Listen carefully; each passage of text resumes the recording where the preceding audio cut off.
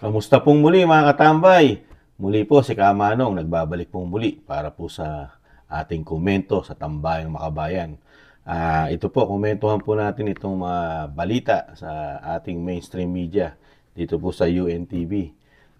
Dito po sa isang salita lang ng ating Vice President na siya ay isang designated survivor. Nag-react na po silang lahat.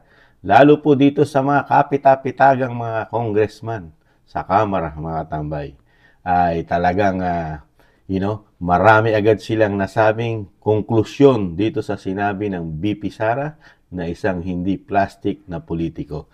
Painggan po natin ang balita sa UNTV at komentuhan po natin, mga katambay.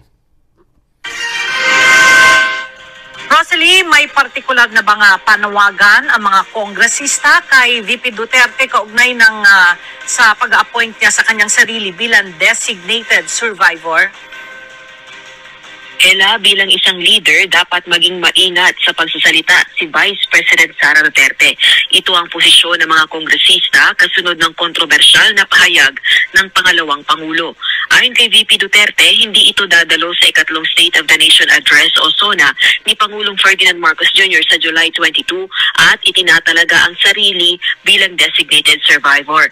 Batay kay House Assistant Majority Leader Lanao del Sur 1st District Representative Sia Alonto Adjong, hindi nakakatuwa ang mga biro tungkol sa national security at succession. Bilang isang leader, dapat magbigay halimbawa at maging responsable anya si VP Duterte at huwag lumikha ng panik. Ayon naman kay One Rider Party List Representative Rog Gutierrez, seryosong event ang SONA at kung taken out of context ang pahayag ng Vice President ay makapagpapalala ito ng mga espekulasyon at mawawalang kabuluhan ang kahalagahan ng SONA. Giit naman ni Ako Bicol Party List Representative Jill Bongalon, House Assistant Majority Leader, ang dapat pagtuunan ng pansin ng mga leader ng pamahalaan ay kung papaano maisusulong ang pag-unlad ng Pilipinas, hindi ang theatrics. Sa Estados Unidos, tumutukoy ang designated survivor sa isang individual na nasa presidential line of succession. Hinihiwalay ito sa malaking events kung nasaan ang Pangulo para matiyak na may hahalili sa posisyon sakaling may masamang mangyari sa presidente. Pero dito sa ating bansa, sinusunod natin yung nakalagay sa saligang batas kung saan ang pangalawang Pangulo ang first in line na hahalili sa presidente kung hindi na nito magagampanan yung kanyang tungkulin. Balik sa iyo, Ella. Yan po mga tambay. Sa nakikita po ni Kamano, wala pong problema. Pinalalaki lang po nila issue. Dahil yun po talagang real talk. Sino po ba halili, mga katambay, sa Pangulo ng Pilipinas kung lalong hindi niya na kayang gampanan ang sinasabing tungkulin na binigay sa kanya ng taong bayan? At kung ito'y may problema na sa bansa at hindi na siya nagugustuhan ng naglagay sa kanya. Di po ba mga katambay? Dahil majority po ang kailangan. Di po ba? Saka boses ng taong bayan na susunod dahil demokrasya po ang ating bansa. Saka siya po talaga magiging successor, di ba? Ang Vice President. Wala po nakikitang mali ang inyong lingkod si Kamanong dahil una-una hindi po plastic na politiko nga. Ang Vice President, Sara Duterte, mga katambay. Saka isa pa, wala nang unit team. Wala nang unit team para siya, magsip-sip pa, di umano. Sa Pangulo ng Pilipinas na si PBBM. Dahil unang-una, yung sinasabing panliligaw sa kanya ng kampanya nang talagang tirabaho siya kasama ang Senadora Amy Marcos na para siya makuha maging unit team o mag-unite ang Mindanao at ang Norte. Pero sa kabila nun, ano po ang ginawa nila? Dahil hindi naman po sila sinamahan o sinabing inendorso ni VP Sara ang kanyang sarili para maging unit team. Hindi po. Excuse me po. Hindi po, di po ba? Mismong siya ang niligawan para lang samahan ang Pangulong Marcos. Yun po ang totoo. Pero dito po sa issue, hiyang-hiya naman tayo mga tambay dito sa mga kapita-pitagang mga congressman natin, mga katambay, na talagang pinalalaki nila ang issue dahil nga rito sa sinasabing designated survivor na sinasabi ng VP Sara. Lalo-lalo na po itong Lanao del Sur, Zia Alonto Adjong. mga katambay. Napakalaking problema po nila. Isama pa po natin si One Rider Party List sa Rhoda Gutierrez. At ang isa pang party list na ako, Bicol Party List, na si Jing Bungalon, mga katambay. Hiyang-hiya naman tayo sa kanila. Sila nga po yung mapakalaki ng issue na sinasabi po natin, di ba? Dahil sa mga vlog po natin, napatunayan po ng isang magaling na nagsusuri na si Sasot Rogandos. Kasama po si dating Pangulong Duterte, di ba?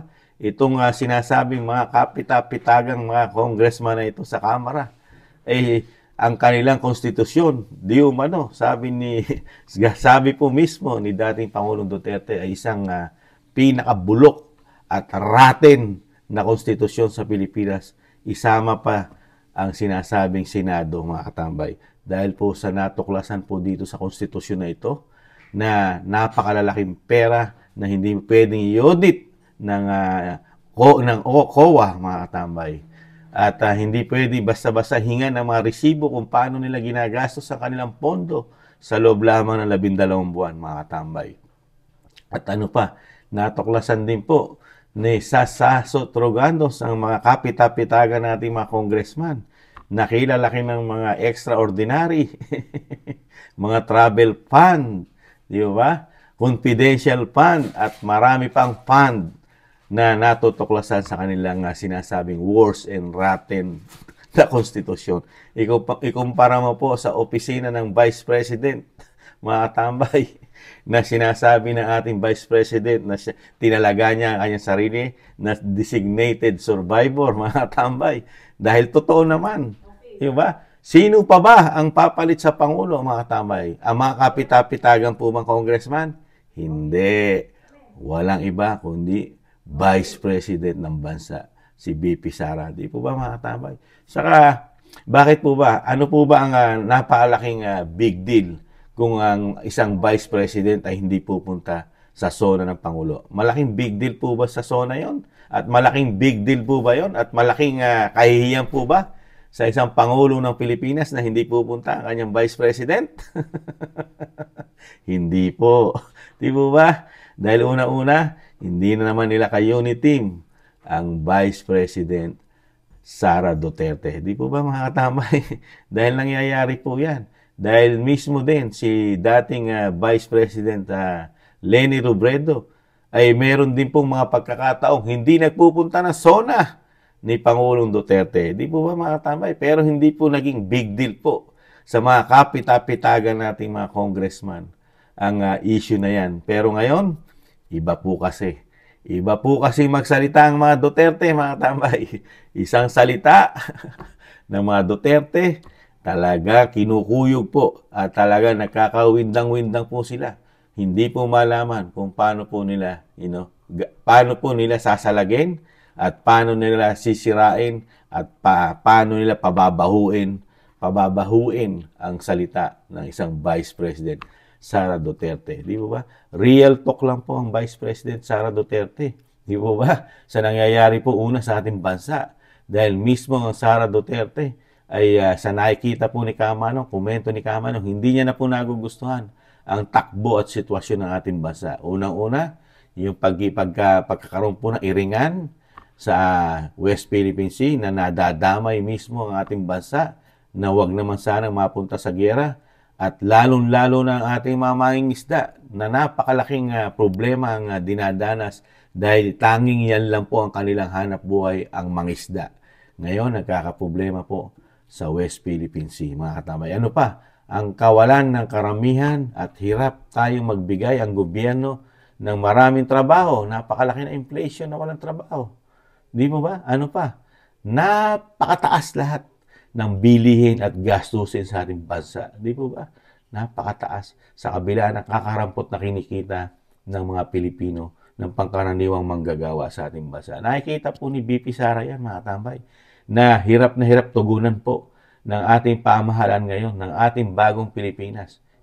At nakikita rin po ng ating BP Sara ang pagtaas po ng mga krimen. Di po ba? Lagi ko inuulit, mga tambay.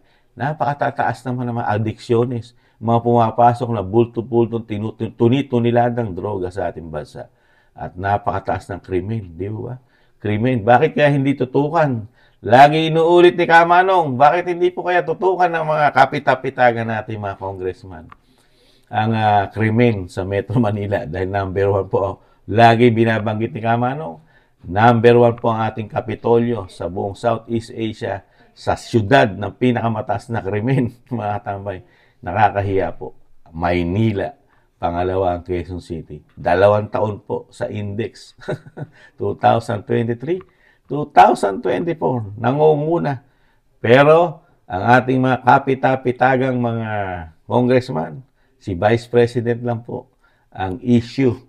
Sinasabing asikasuhin daw po natin ang pag-unlad ng bansa. Hiyang-hiya naman tayo sa mga kapitapitagan natin, mga congressman, mga katamay, para magsalita na paglago ng ekonomiya at paglago ng ating bansa. Samantalang tinatrabaho nila, isang pamilya lamang, magdadalawang taon na, isang pamilya lamang ang kanilang iniimbestigahan sa Kamara. Hiyang-hiya naman tayo sa kanila. Dahil ang paglago ng ekonomiya at pagbaba ng bilihin, ang may dala lang po ay Duterte. Kaya po hindi nila tinatantanan ang mga Duterte sa pag-imbestiga sa Senado at sa Kamara, mga tambay. Di po ba? Lagi na lang may investigasyon ang Duterte sa Kamara. Dito po sa mga pangunguna ng ating mga kapitapitagang mga congressman. Hiyang-hiya naman tayo sa kanila. Hiyang-hiya tayo sa pinasusweldo natin at sa kanilang mga extraordinary na nakukuha nakukuha nila sa ating bansa. Yung pondo na binibigay ng taxpayer. Di po ba, mga tambay? Hindi katulad na isang opisina ng Vice President, talagang pag-upo pa lamang, history na agad ng ginawa, di mo ba? Ibalik tanaw natin, sino ba lang ang nakagawa na isang Vice President na Sara Duterte lang ang nakagawa? Nalagyan po niya ng opisina sa buong Pilipinas na Office of the Vice President, mga tamay. Siya lang. At lahat po ay merong function. Lahat po ay nakakatulong sa ating mga mamamayan. Lalo po sa mga may hirap. Di po ba? Lalo yung mga namamatayan, na hirap sa buhay. Ni pagpapalibing wala. Di ba? At marami pang tulong na ibibigay ang opisina ng Vice President na kanyang itinayo sa buong Pilipinas. Na siya lang ang nakaisip sa dami na naging Vice President sa ating bansa. Di po ba? Sa kabila ng limitado pa lang ang kanyang power bilang Vice President, naisip ng isang Sara Duterte ang mga yan. Di po ba? Pero itong ating mga kapitapitagang mga congressman na humahawak ng napakalalaking budget sa ating bansa, sila ang gumagawa, sila ang nagre-revisa, sila ang naglalagay. Pero hiyang-hiya naman tayo sa kanila, mga tamay. Ano naman kaya ang nagagawa nila? Kabutihan sa mga Pilipino, sa kanilang mga distrito. Lalo itong mga party list, mga katabay. Ang mga party list, silipin din po natin, mga katabay. Ang mga kapitapitagan natin, mga congressman sa party list.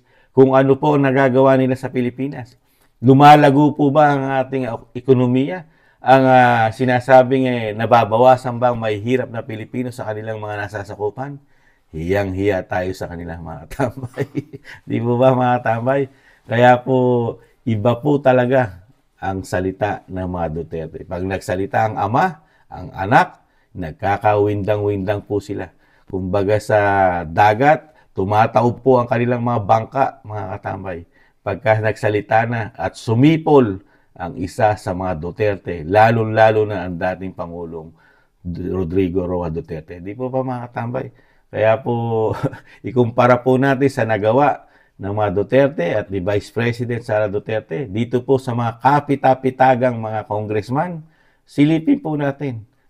sila po, i-comparison po natin ang mga kapitapitagan nating mga congressman sa mga nagagawa ng mga Duterte bilang mga politiko. Pare-parehas pong politiko yan, mga tambay. Pwede po natin silipin ang mga natatrabaho nila sa mga Pilipino, mga tambay. Di po ba? Excuse me po ulit. Kaya po, pwede po tayo mag-comment, mga tambay, kung may alam po tayo rito sa mga kapitapitagan nating mga congressman, kung ano po ang nagawa nila sa kanilang mga nasasakupan, lalo-lalo na po si Lanao del Sur, si Alonto Adjong, at si One Rider Party List Rod Rodriguez, At si ako, Bicol Party List Jing Bunggalon, mga tambay. Paki-message nyo po kung ano nagagawa sa kanila pong distrito itong mga ito at itong mga party list na ito. Ikumpara mo po sa mga Duterte, mga tambay.